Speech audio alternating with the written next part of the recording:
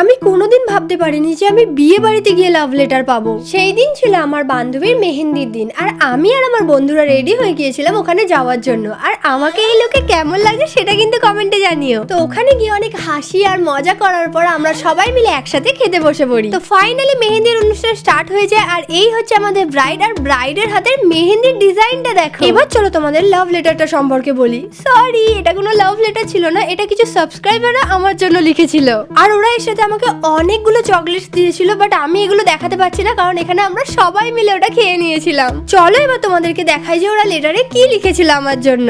তো এত মিষ্টি একটা চিঠি লেখার জন্য থ্যাংক ইউ। তো চলো এবার অনুষ্ঠানের দিকে ফেরা যাক। আর এই দিকে দেখো ব্রাইডের পছন্দের সমস্ত খাবার এখানে রান্না করা হয়েছিল, আর এই ধরনের অনুষ্ঠান আমি প্রথমবার দেখছিলাম। তো আমরাও গিয়ে ওকে ওর পছন্দের খাবারগুলো খাওয়ালাম, আর তারপর ওখান থেকে বেরিয়ে এলাম। তো চলো আজকের মতো আমার মিনি ব্লগ এখানেই শেষ, আর নেক্সট মিনি ব্লগের জন্য সাবস্ক্রাইব করে নাও। টাটা।